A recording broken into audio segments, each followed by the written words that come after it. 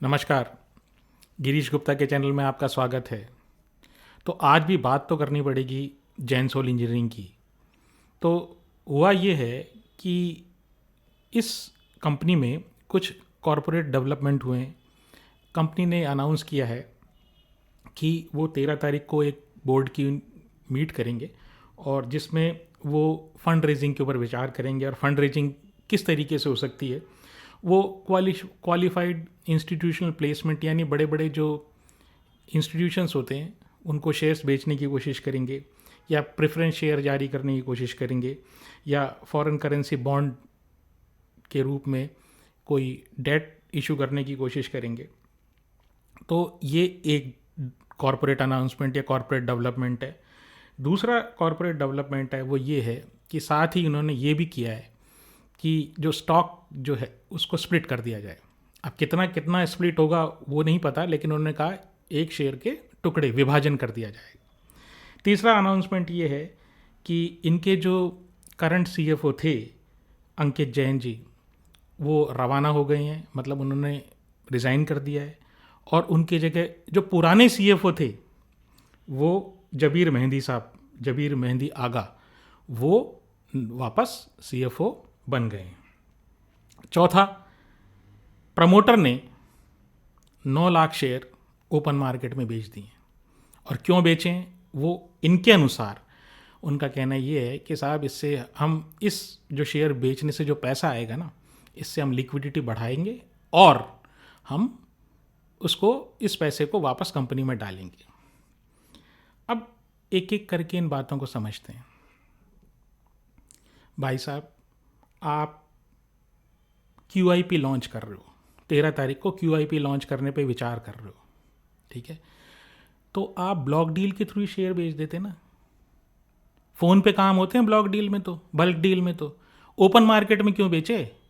आपका ये इरादा है क्या कि रिटेल इन्वेस्टर को जो है वो मैं शेयर टिका दूं? क्योंकि क्वालिफाइड जो इंस्टीट्यूशंस होंगे वो तो लेंगे नहीं। आप तो कर गए डिफ़ॉल्ट, कर्जे पे डिफ़ॉल्ट कर दिया ना सर आपने। फिर आपने स्टॉक स्प्लिट करने की कहाँ ज़रूरत आ गई?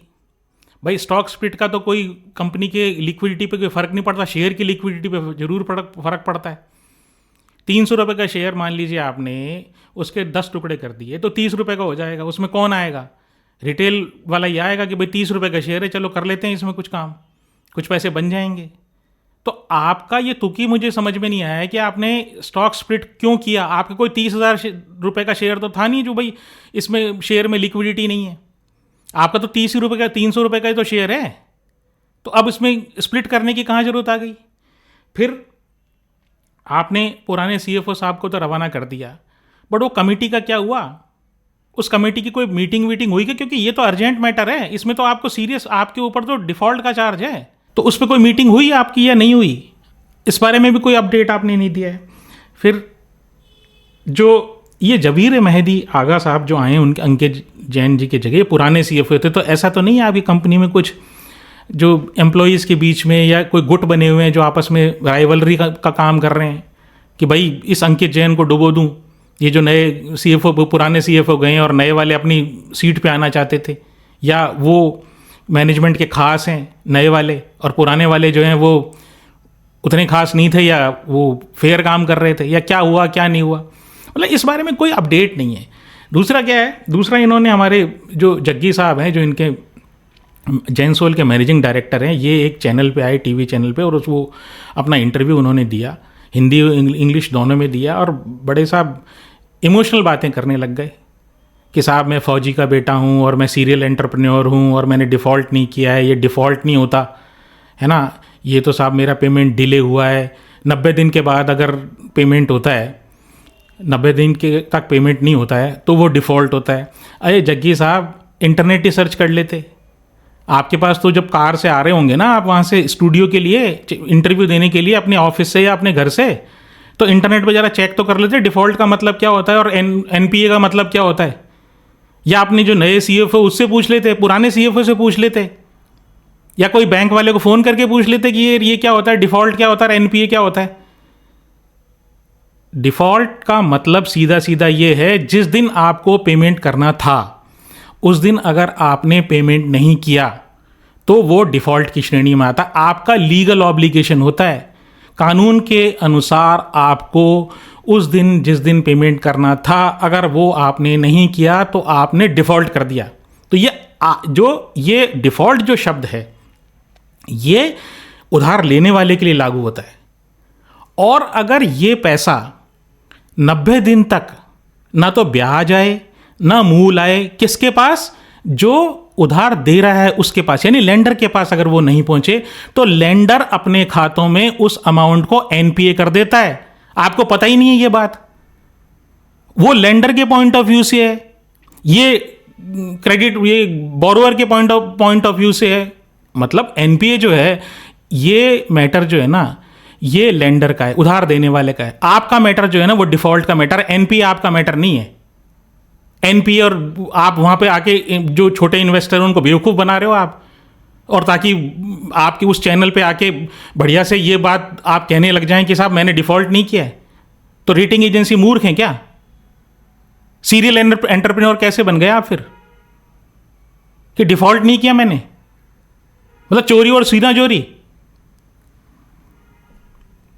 फिर ये क्या कहते हैं, आप हमारा अगर पिछला वीडियो देखेंगे ना, ये जग्गी साहब के इंटरव्यू के बारे में बता रहा हूँ मैं, पिछले वीडियो देखेंगे तो हमने कहा था 350 करोड़ जो इनका आएगा ना, वो आएगा, वो एक सब्सिडरी यूएस में जो ये बेचने की कोशिश कर रहे हैं।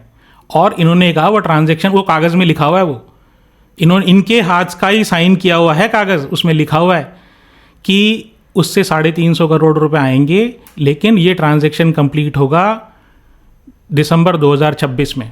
इनको लिक्विडिटी के लिए पैसा कब चाहिए? अब चाहिए।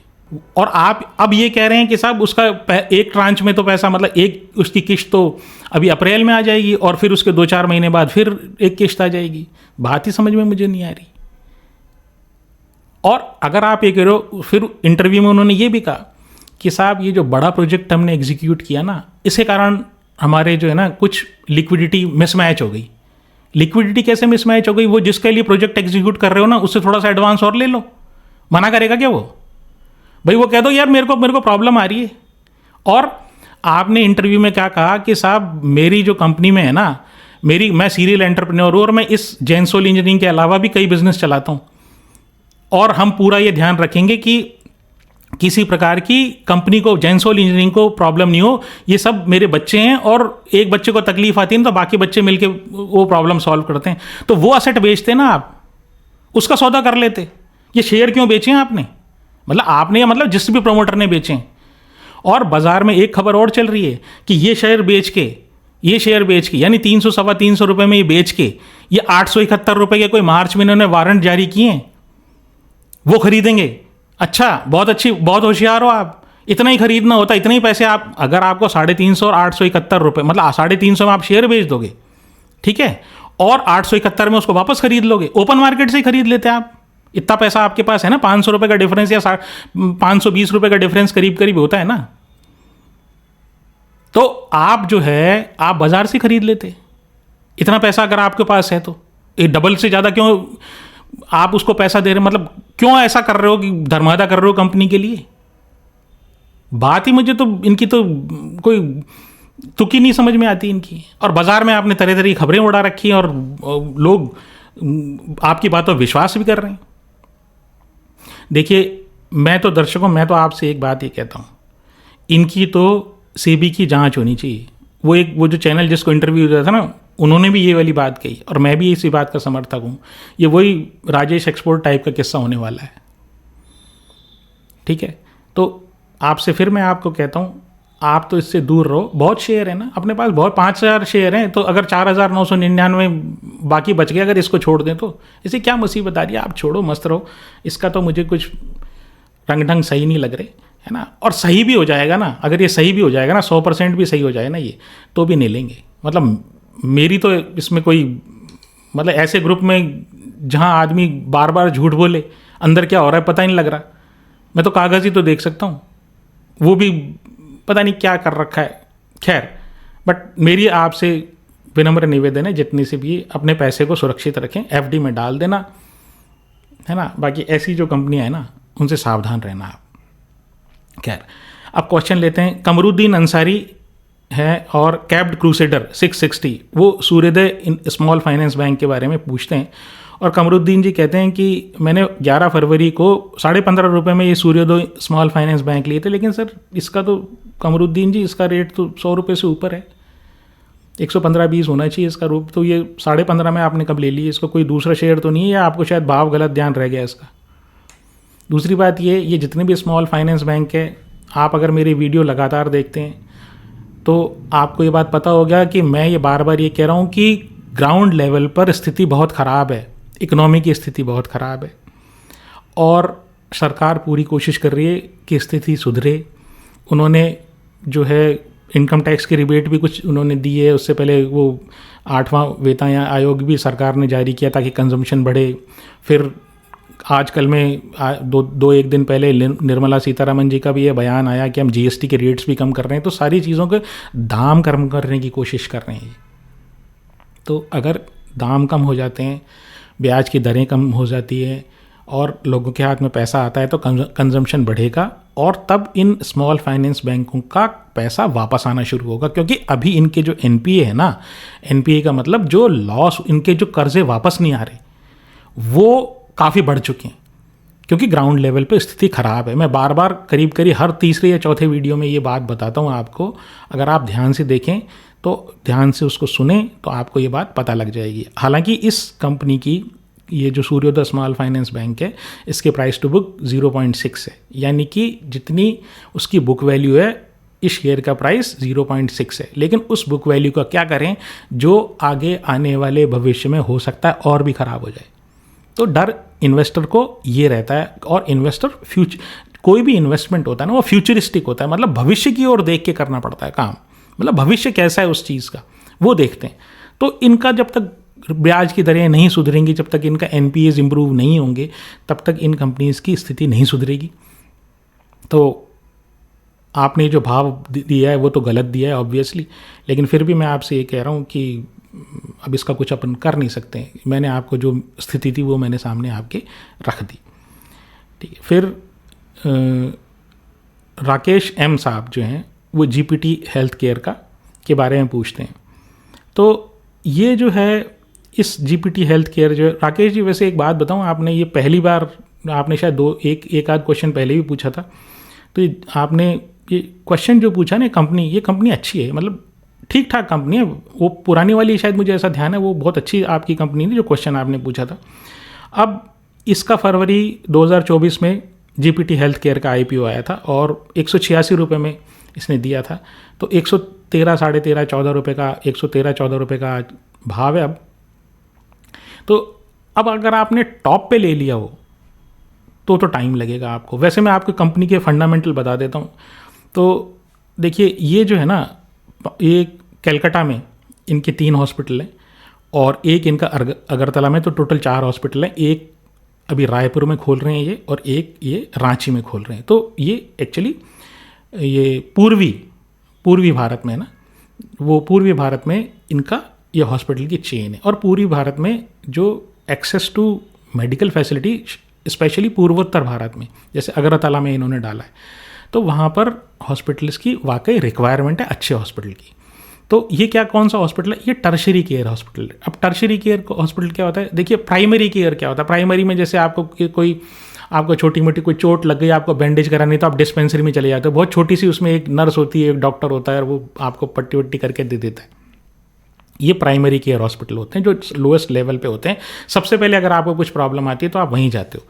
सेकंड लेवल के हॉस्पिटल वो होते हैं जिसमें थोड़े से बड़े वाले हॉस्पिटल, जिसमें एक स्पेशलिस्ट भी होता है, कोई कार्डियोलॉजिस्ट आपको मिल जाएगा, कोई गैस्ट्रोएंटरोलॉजिस्ट आपको मिल जाएगा, ये सब होते हैं उसमें।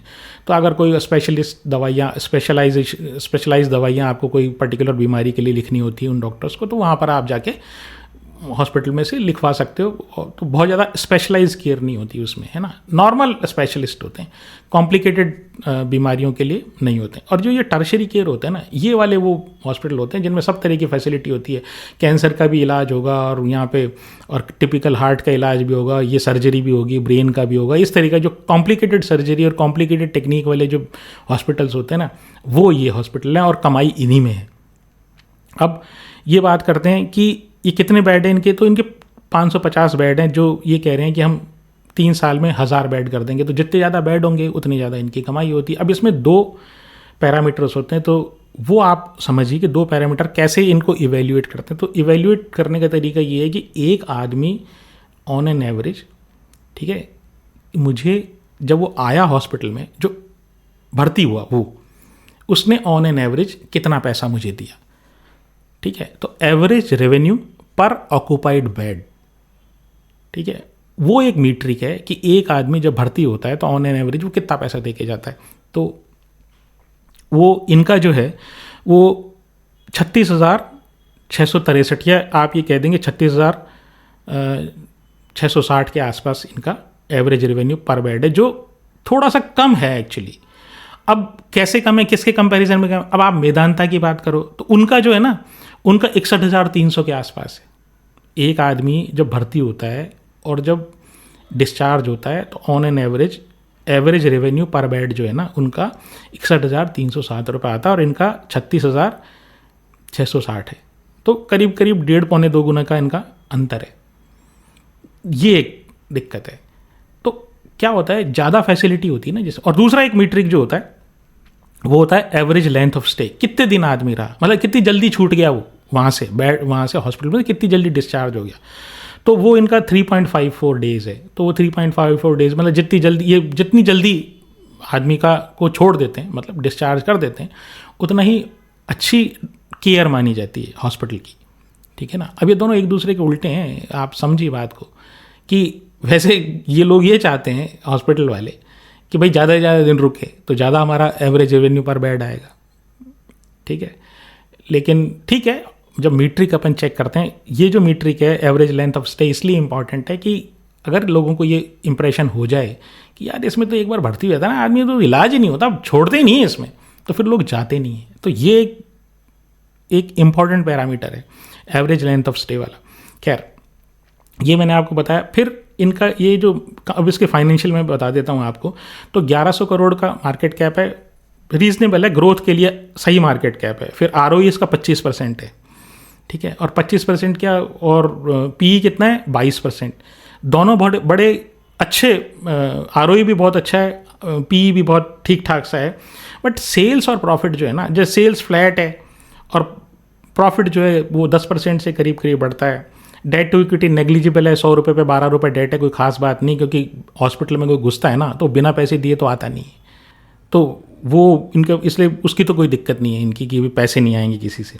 फिर प्रमोटर के पास 65.5% है, FII के पास 4.7% है और DIE के पास 11.3% है। तो इसलिए मुझे नहीं लगता अगर आपने लोअर लेवल पे लिया हो तो आपको कोई चिंता करने की बात है। और हायर लेवल पे लिया हो ना तो ट्रेडिंग मत करना बस, ठीक है। आप अगर पड़ा हो आपके पास तो अच्छा शेयर है, कोई ऐसा नहीं, ऐसा कुछ मुझे लगता नहीं है कि कोई आपको कोई डुबो देगा या कुछ करेगा, ऐसा तो मुझे लगता नहीं है। हेल्थ केयर तो वैसे ही बढ़ने वाला है, और नॉर्थ ईस्ट में या अपने पूर्वोत्तर भारत में तो ठीक कंपनी है ये, ठीक है। फिर अलीमुद्दीन जी जो हैं वो वेस्ट बंगाल डायमंड हार्बर से जेंसार टेक्नोलॉजी के बारे में बात करते हैं। तो अलीमुद्दीन जी आप तो जानते होंगे जीपीटी हेल्थ केयर को, आपके इलाके में ही है ये वाला, इनका ILS हॉस्पिटल करके हॉस्पिटल की चेन है जीपीटी हेल्थ केयर, तो आप तो खैर जानते होंगे। खैर ये पूछ रहे हैं अलीमुद्दीन जी ये जेंसार टेक्नोलॉजी के बारे में, तो कैसी कंपनी है? देखिए RPG गोयनका ग्रुप की कंपनी है, अच्छी कंपनी है, ठीक है। अब इसमें कोई ख़ास बात है क्या? मैंने आपको कहा चाहे TCS हो, चाहे इन्फोसिस हो, चाहे परसिस्टेंट सिस्टम हो, चाहे KPIT हो, चाहे ये अपना जेंसार टेक्नोलॉजी हो, सब ठेकेदार हैं। वहाँ से ठेके लेके आते हैं, यूरोप से, अमेरिका से, ठीक है, USA से, यूरोप से और मिडल ईस्ट से ठेके लेके आते हैं, उनको ठेके को एग्जीक्यूट करते हैं और यहाँ अपने यहाँ से कंप्लीट करवाते हैं, और जो बीच का डिफरेंस है वो खा लेते हैं। ये इनका बिजनेस मॉडल है, अपना वर्टिकल छांट रखा है इन्होंने।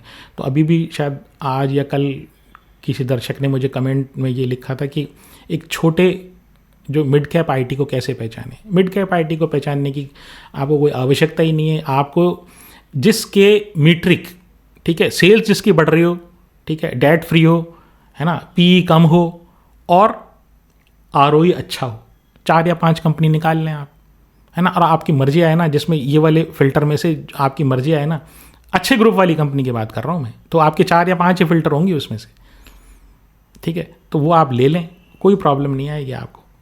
ये सब एक ही धंधा करते हैं, जैसे बैंक सारे एक जैसे धंधा करते हैं ना, वैसे ये सब एक ही धंधा करते हैं, इसमें कोई डिफरेंशिएशन नहीं है, ठीक है, कोई इनोवेटिव ये काम नहीं करते। खैर ये जो कंपनी है जो जेंसार टेक्नोलॉजी है, ये टेलीकॉम में करती है, मीडिया एंड टेक्नोलॉजी में करती है, मैन्युफैक्चरिंग में करती है, BFSI में करती है, हेल्थ केयर में करती है। अब ये क्या मतलब वो ये करती है इसे, अजी इस तरह की जो कंपनियां होती हैं ना, उनको IT सर्विसेज की ज़रूरत पड़ती है। कोई कहता है हमारे लिए, जैसे मान लीजिए कोई हेल्थ केयर की कंपनी, वो कहता है साहब हमारे लिए हेल्थ केयर का कोई सॉफ्टवेयर बना दो, हमारी फिर ये रिक्वायरमेंट है तो बना देंगे।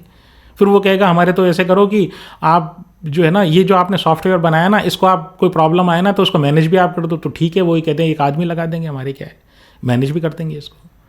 तो इस तरह के काम करते हैं, IT इंफ्रास्ट्रक्चर को मैनेज करना अलग अलग इंडस्ट्रीज़ के लिए, बताते वो हैं क्या क्या करना है, बना ये देते हैं।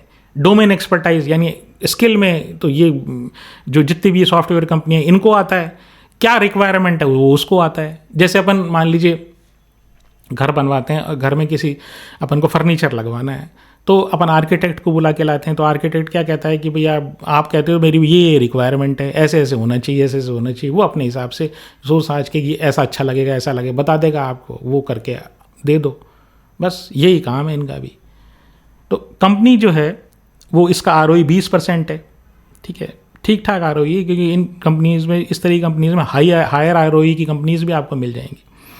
PE 26 का है, 16,900 का मार्केट, 16,900 करोड़ का मार्केट कैप है। सेल्स और प्रॉफिट जो है ना वो फ्लैट है, ठीक है, डेट फ्री कंपनी है। सबसे अच्छी बात यह है कि सेल्स फ्लैट भी रहे तो और कुछ नहीं हो, और तो कम से कम इतना कैश इनके पास होता है कि ये डिविडेंड ही दे देती हैं। 49% जो प्रमोटर के पास है, 15% FII के पास है, और DII के पास 20% है, पब्लिक के पास 16% है। US, UK, यूरोप और ऑस्ट्रेलिया में ये काम करते हैं। तो सबका एक ही बिजनेस मॉडल है, आपको कोई इनमें कोई फ़र्क नहीं है इसमें। अजीत सिंह यादव साहब जेन टेक्नोलॉजी के बारे में पूछ रहे हैं, तो देखिए जेन टेक्नोलॉजी क्या है, एक हैदराबाद बेस्ड कंपनी है और ट्रेनिंग एंड सिमुलेशन में है। ये प्रोडक्ट बनाती है क्या कि जैसे मान लो अपना वीडियो गेम नहीं बनाते क्या अपन, तो उसमें कार चला रहे होते, अब बच्चे को कार चलानी चाहिए नहीं आती, लेकिन वहाँ तो वो चला लेता है ना। तो एक्चुअली रेंज में ले जाके, मतलब फौजी को या पैरामिलिट्री, मतलब आर्मी वालों को या पैरामिलिट्री फोर्सेस को, जैसे BSF है, CRPF है, इनको या पुलिस वालों को, इनको जब ट्रेनिंग देनी होती है तो एक्चुअल ट्रेनिंग देने की बजाय इनको ये वीडियो गेम टाइप सिचुएशन के लिए क्रिएट कर देते हैं। उसके खोपड़ी पे वो एक हेड गियर टाइप लगा देते हैं, उसमें सब उसको ऐसा लगता है कि जैसे मैं युद्ध के मैदान में हूँ। तो ट्रेनिंग देना, वो ट्रेनिंग उसी तरह की होती है जितनी एक्चुअल मैदान में होती है। वहाँ फायरिंग भी कर सकता है, उसमें दिखाई भी देता है वो सामने वाला मर भी गया। वो PSP और सोनी का वो नहीं आता कि गेम, वो सेम उस तरह के सिमुलेटर ये बनाते हैं। दूसरा काम ये करते हैं, ये एंटी ड्रोन सिस्टम बनाते हैं। अब ड्रोन है, अब वो मान लीजिए पाकिस्तान से कोई ड्रोन आ गया, तो उसको डिटेक्ट कैसे करोगे, जो नॉर्मल रेडार जो है ना वो डिटेक्ट नहीं कर पाते। तो ये वो क्या है कि ये एंटी ड्रोन सिस्टम बनाते हैं जो डिटेक्ट कर लेते हैं। फिर ये जो अपने प्रोडक्ट बेचते हैं उसकी AMC भी करते हैं।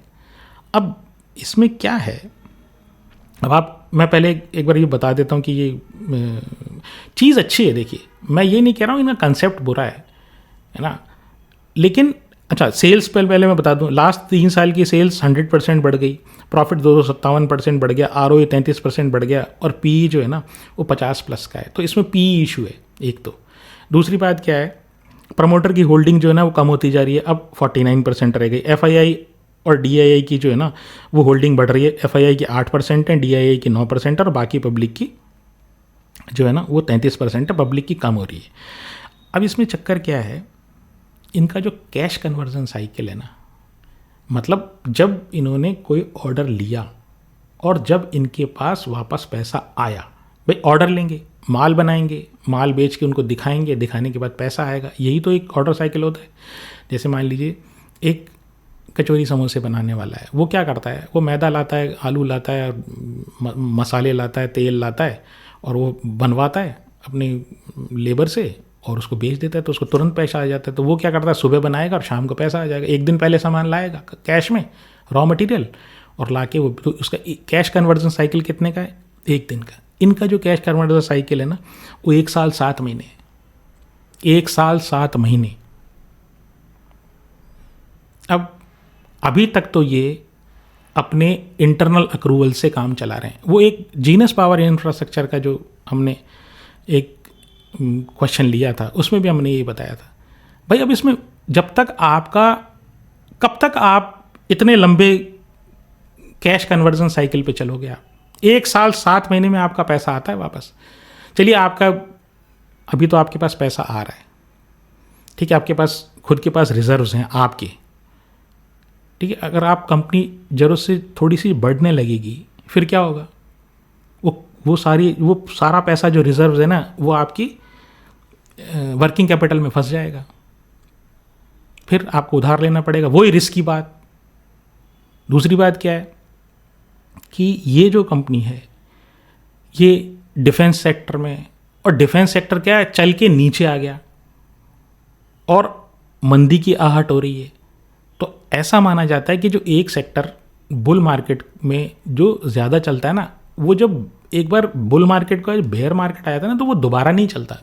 जैसे एक बुल मार्केट आ गया उसमें डिफेंस चल गया, अब वो बेयर मार्केट आ गया तो वो नीचे गिर गए, ठीक है।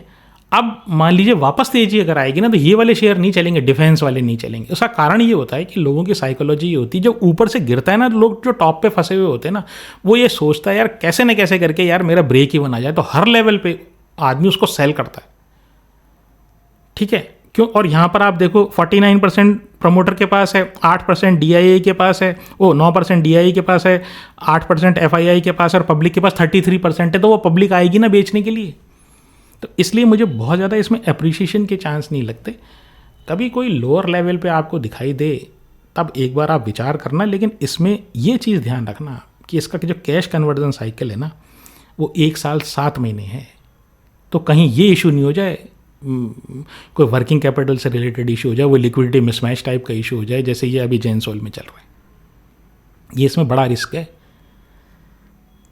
फिर एड बेबी केयर गेम, वो स्काई गोल्ड के बारे में पूछते हैं।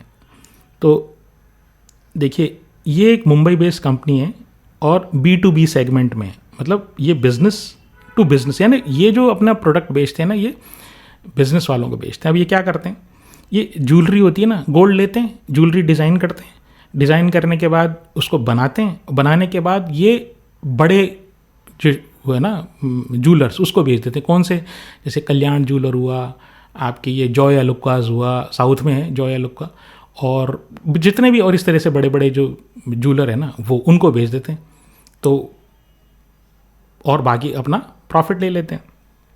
अब आप इसमें सुनिए कि साहब इनका जो डेट टू इक्विटी रेशो है ना वो हर 100 रुपये पे इनके पास, हर 100 रुपये की इक्विटी के ऊपर इनको 135 रुपये का तो कर्जा है, ठीक है।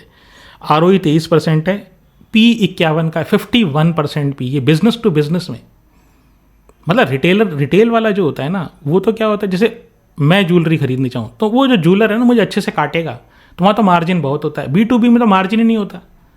B2B में तो ये जो आदमी होगा ना, जो सेलर होता है, जैसे ये जो अपने ये स्काई गोल्ड वाले हैं, इनकी ये गरज करते हैं कि मेरा माल ले लो, क्योंकि ऐसे कई होंगे, अनऑर्गेनाइज सेक्टर में भी काफ़ी हैं। तो यहाँ पर किस बात का 51 का PE देंगे? फिर कैश फ्लो फ्रॉम ऑपरेशंस है ना वो ह्यूजली नेगेटिव है। इसका मतलब क्या है, आप या तो माल उधार में बेच रहे हो और पैसा आपका आ नहीं रहा, आप समझ रहे हो। मैं तो जिसका डेट टू इक्विटी 1.35 है, PE 51 का है, और कैश फ्लो में ऑपरेशंस कैश ही नहीं आ रहा आपके पास, वो ज़बरदस्त तरीके से नेगेटिव हो, हाथ ही नहीं लगाना, मतलब दूर रहना है बिल्कुल।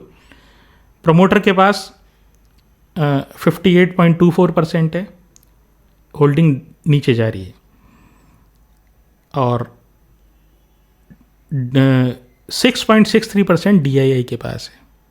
अब आप ये मत कहना DII के पास है, तो आप पहले सुन लो किसके पास है। उसमें से 4% जो है ना 4.01% वो Motilal Oswal small cap fund में।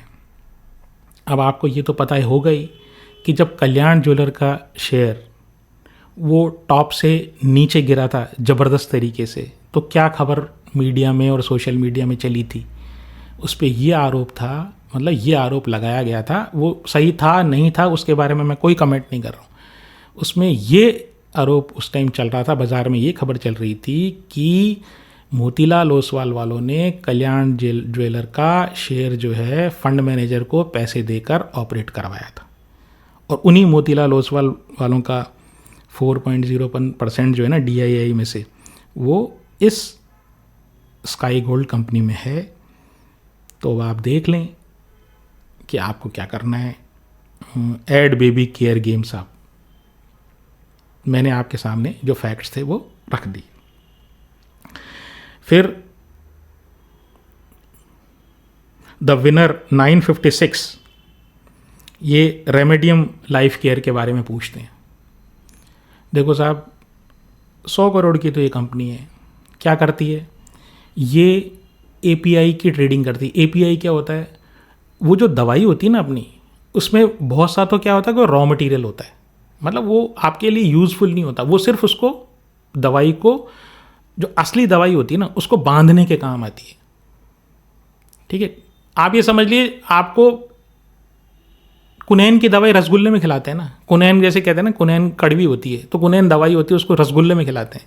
तो जो वो दवाई की जो टैबलेट्स आप समझ लीजिए, कोई भी बॉटल आप समझ लीजिए, उसके अंदर जो असली दवाई होती है ना, उसके वो जो होती है उसको API कहते हैं। ठीक है, वो API की ट्रेडिंग करती है ये रेमेडियम लाइफ केयर। तो ये 100 करोड़ की मार्केट कैप है, लॉस मेकिंग है, भाई साहब दूर रहो इसको। ये 100 करोड़ की मार्केट कैप वाली कंपनी जो है ना, ये कोई मतलब ही नहीं है। विनर 956 साहब, बिल्कुल आप दूर रहो कृपया करके। लॉस के अलावा आपने ये पूछा है कि क्या ये फर्जी कंपनी है। अब मैं आपको क्या बताऊं यहाँ पे, कैसे बताऊं आपको? ये कुछ करती ही नहीं है बेसिकली। ऐसी बहुत सारी कंपनियां हैं, तो आप इनमें क्यों फंसे हो? अच्छी कंपनियां इतनी डिस्कस होती हैं, आपको जो अच्छी लगे लोअर लेवल पे आ जाइए, लेके बैठ जाइए। तो आज के लिए इतना ही। अगर आपको ये हमारा प्रयास पसंद आया हो तो चैनल को सब्सक्राइब करें, वीडियो को लाइक करें, शेयर करें। नमस्कार, धन्यवाद, जय हिंद।